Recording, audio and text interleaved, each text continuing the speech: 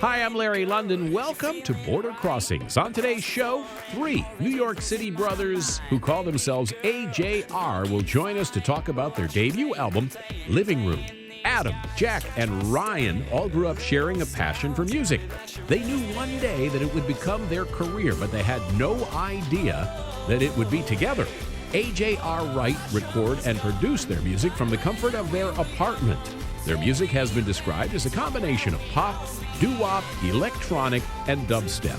AJR have toured with Train, Demi Lovato, and many others, and they join us today to share their experiences and some of their latest music. This is Border Crossings with AJR on Music Alley.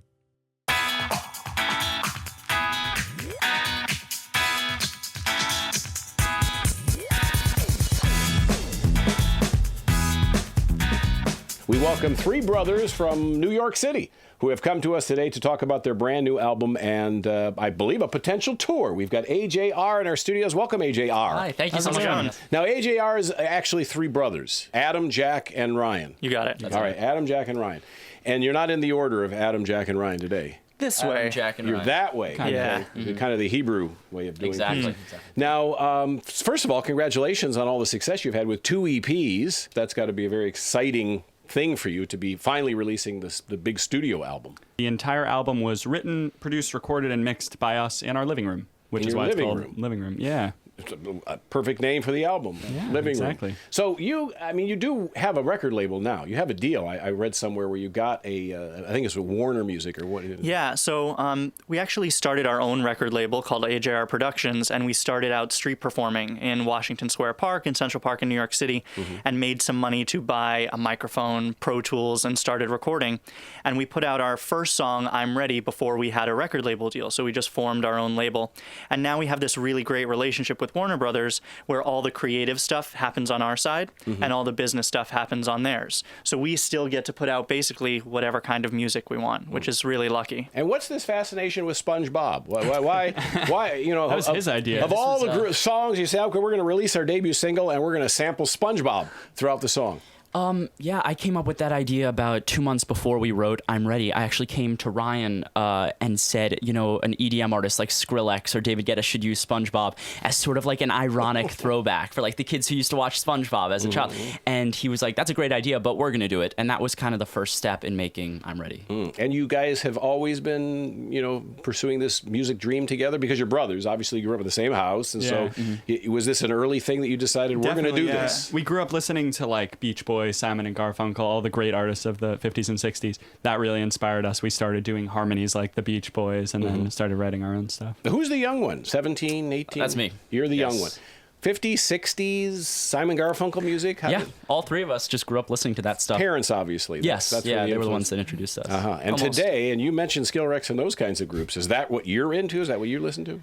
We're into tons of different types of genres, really everything from like the most pop, like One Direction, Justin Bieber type stuff we love, to even like those 50s and 60s to classical. Yeah, and we try to include a lot of those genres within our music as well. Great. Well, AJR is here. We're going to ask you to perform a song, if you wouldn't mind, and then we're going to find out how Sia comes into the whole picture for AJR. And there's a story there, and we'll find out about that after we hear this song. What are you guys going to sing for us? We're going to do our new single. It's called Infinity. Infinity. All right, AJR live here on Border Crossings.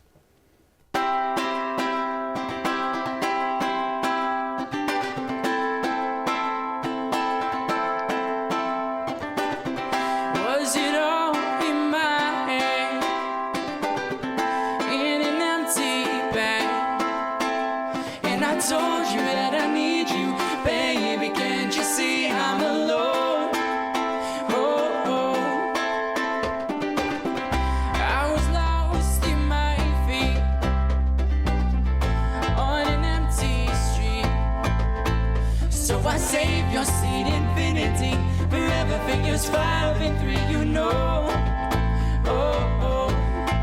Cross my heart and hope to die. Stick a needle in my eye. My mama says to pick the best, and you are it. Hey, all our troubles gone, like when we were young. Take me back to where we all began. Here we are again.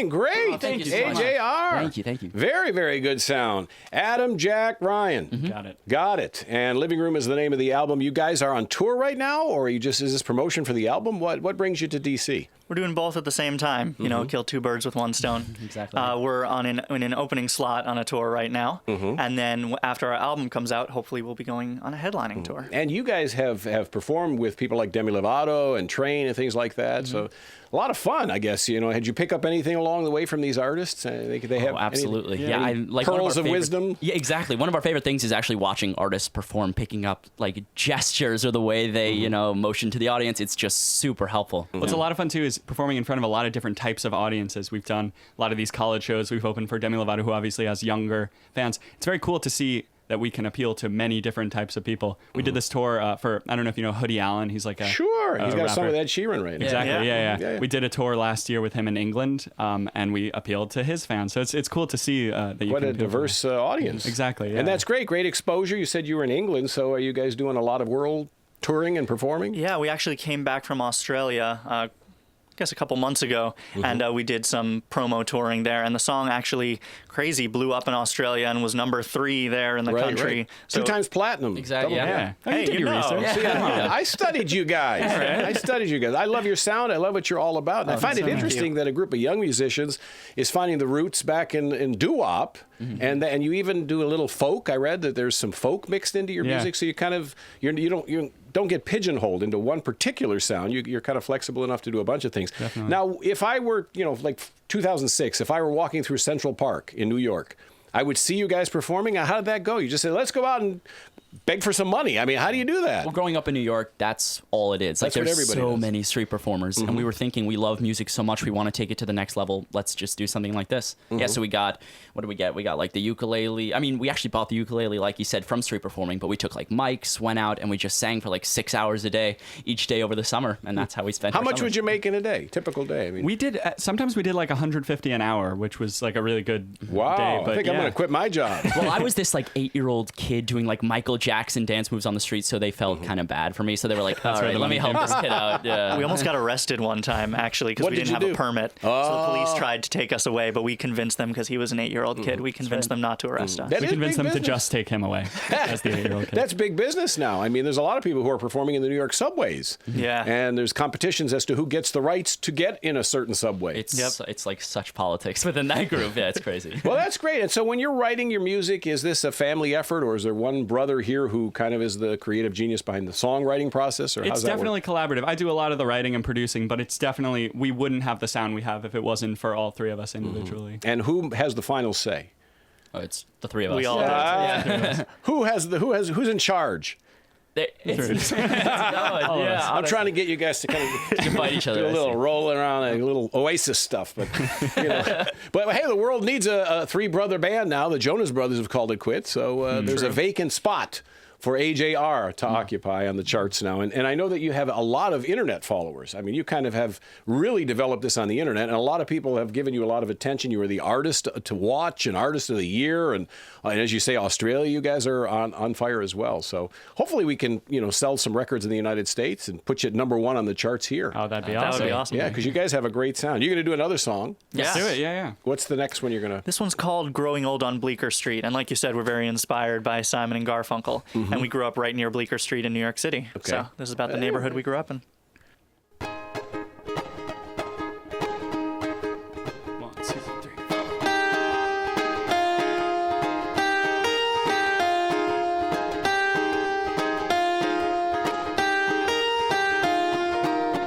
No point in dreaming if you're alone. No point in walking without the road. No point in crying without that someone there beside you saying it will be okay. I'll take my time, I'll take my time. You cannot rush what can be timed. And it's tough believing that there's someone living out there happier than me. Happier than me. We may be lost and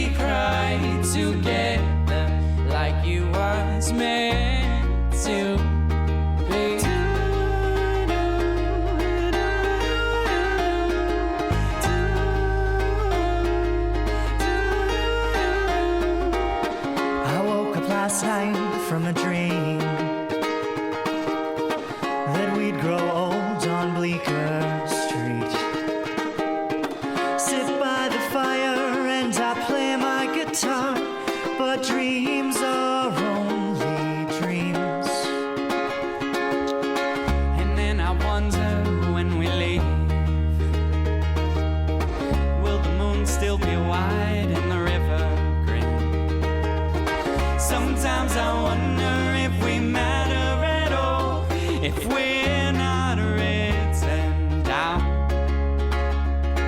Who will remember now? We may be lost and gone forever. The rain will wash our memory. But when we cry together like it was meant to be.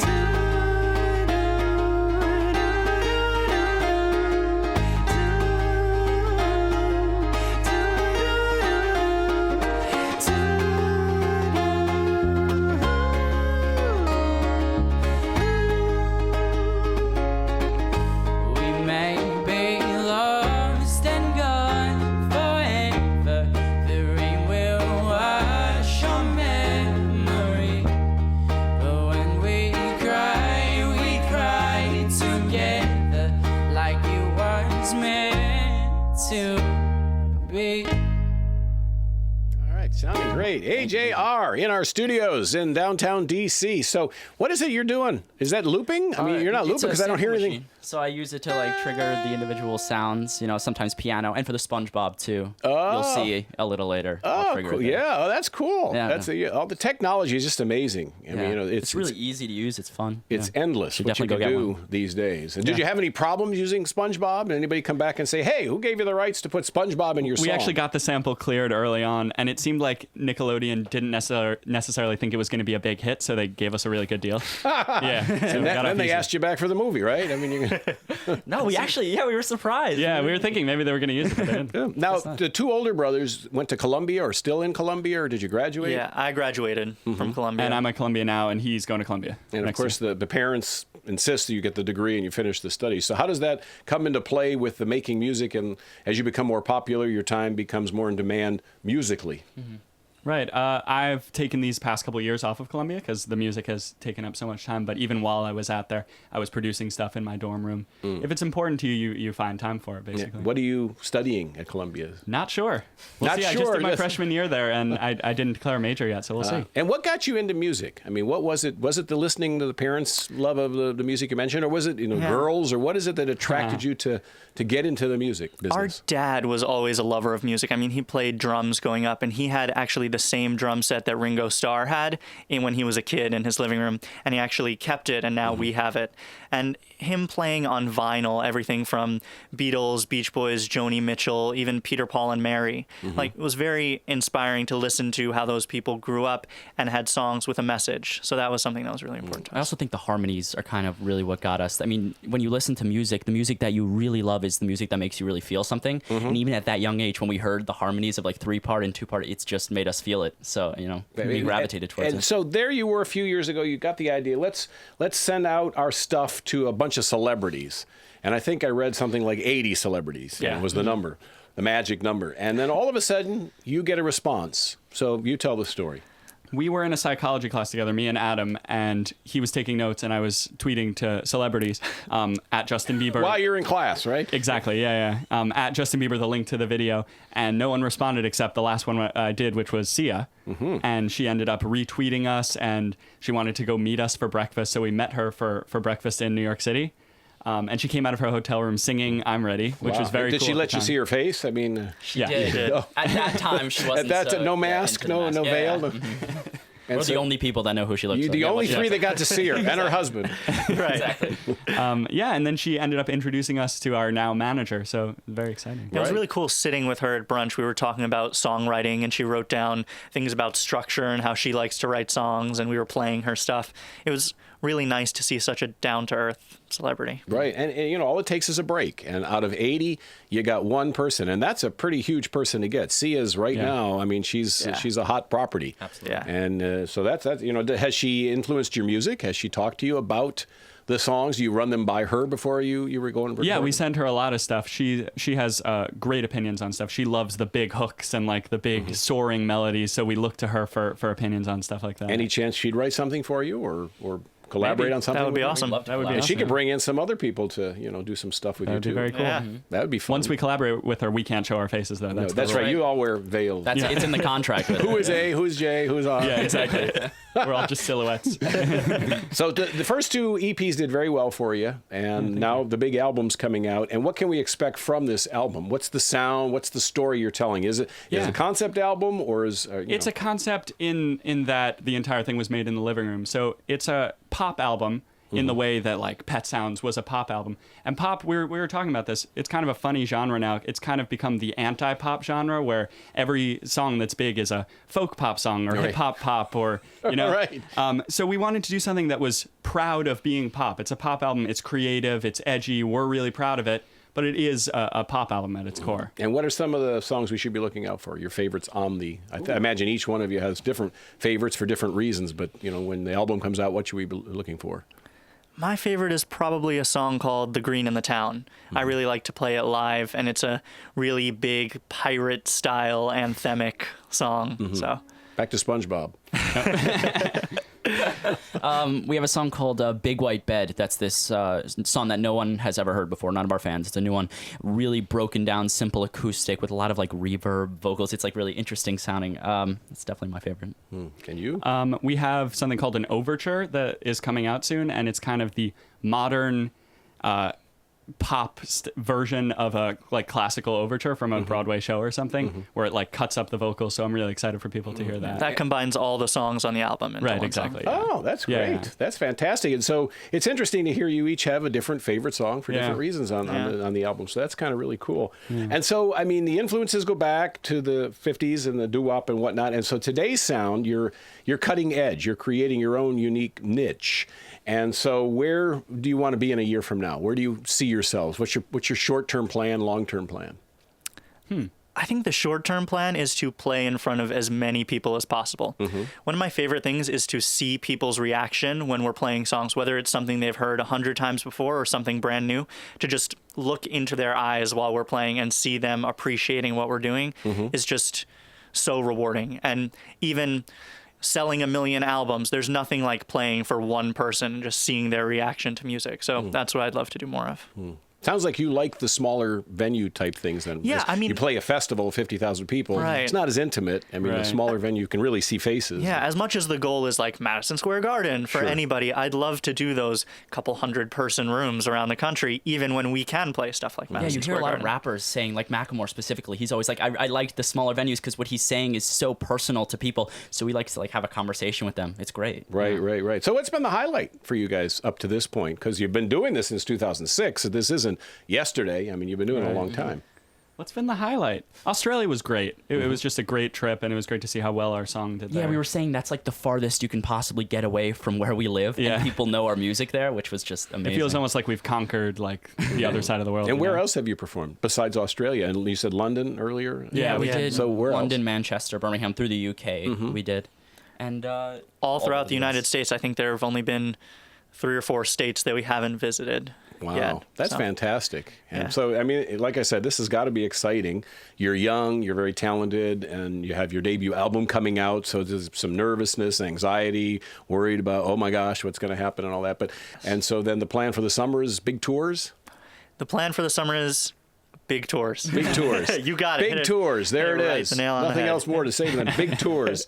So tell me about your social networking. Where can people find out where you're playing? How can they reach out to you and stay in touch with you? Because you're talking to an international audience right now. So Right.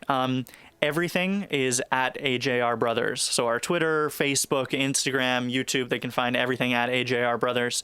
And Twitter is one that we really like to use because we try and respond to as many fans as possible.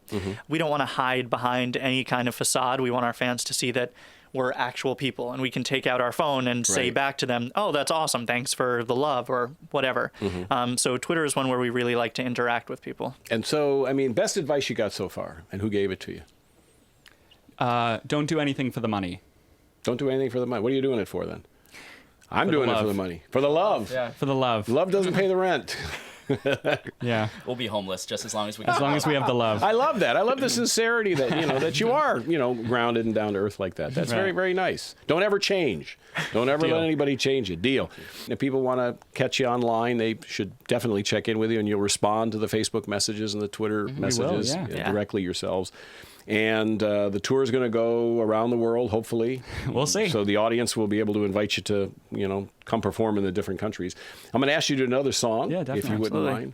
What's this song called, and what's the story behind it? Yes, this will be our first single. I'm Ready. This is the okay. one that samples SpongeBob, and this is kind of what got us to where we are today. So this is a little acoustic, broken down version. And there's many people have viewed you guys or listened online to this. Yeah, it seemed to connect with people, which yes. is very exciting for That's us. the fantastic. AJR, live on Border Crossings. 2, 3, 4.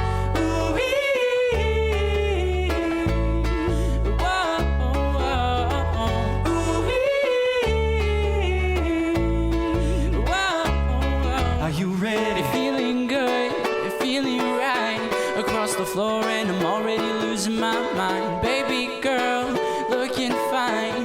Watch you playing and playing and playing these guys. Catch my stare, a little smile. Tell me that you're ready and you're feeling the vibe. Someday I'll be so damn sublime. Well, right behind the hashtag sign.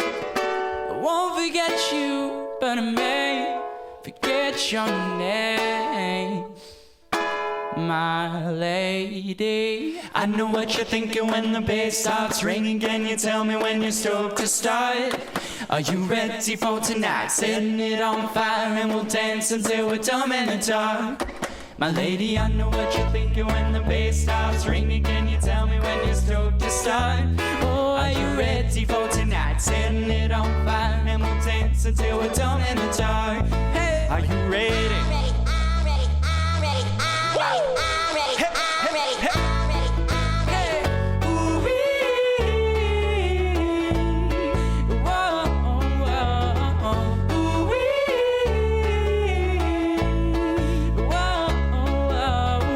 Break me down, a dirty jokes. Watch me, dear, and say what you want. Say what you wanna know. Beauty lies within the eyes of the beholder. I'll be holding you close all night. I won't forget you, but I may forget your name, my lady. I know what you're thinking when the bass starts ringing. Can you tell me when you're stoked to start?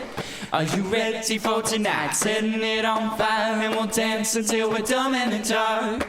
My lady, I know what you're thinking when the bass starts ringing. Can you tell me when you're stoked to start? Oh, are you ready for tonight? Setting it on fire and we'll dance until we're dumb in the dark. Are you ready?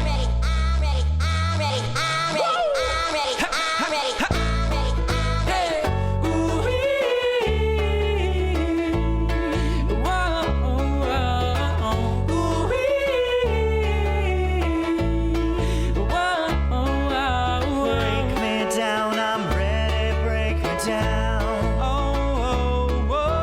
Break me down, I'm ready, break me down. Break me down now, break me down. Break me down, I'm ready, break me down. Break me down, I'm ready, break me down. I won't forget you, but I may forget your name. Break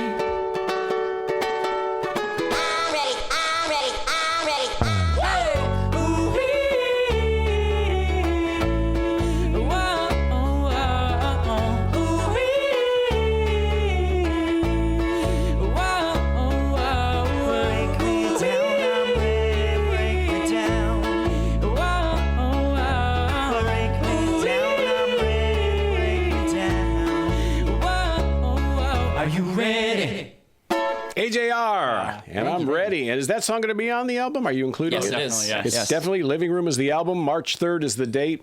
And so, I mean, here's a question that I get asked to ask, some artists often, a young audience, young artists, is that American Idol programs like that, was that something that ever entered your mind? You ever think, let's get some exposure and go on those kinds of shows? Or no, you want to do it a different way? You want to do it your own way, your own terms? Yeah, we had a very clear vision of what we wanted to do with the band and our look and our, what kind of music and what kind of risks we wanted to take.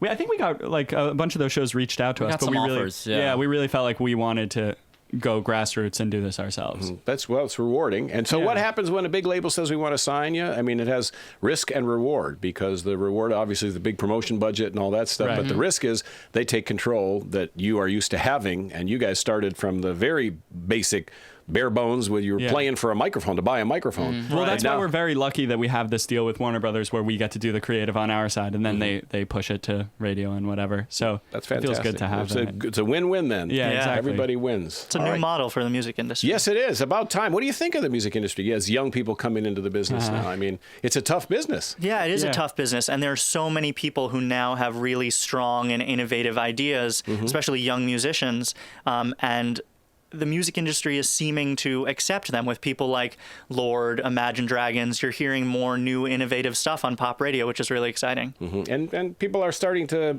go back to albums. There was a time that albums were hard to sell, and Yeah. because of the technology, iTunes and things like that. Yeah. But now, I mean, people are going back to albums. So Yeah, hopefully and that's what Living was Room- really important with Living Room, that it was an album, that it was a concept, and the order mattered, and the story mattered, that we're just big fans of real albums. Fantastic. Now, Yeah. when people see you in concert, is it what we're seeing now, or is there a big It's is a way group bigger. behind you? It's way bigger. Way bigger. Yeah, we have a drummer and a whole bunch of drums on stage and a whole DJ Pro Tools setup, just like a whole big Fantastic. production. So people, again, want to check you out on your website. What's the web address? AJRbrothers.com. Easy enough. Thank you guys for coming on the show. Thank you. you. This is Border Crossings. My name's Larry London. Stay tuned.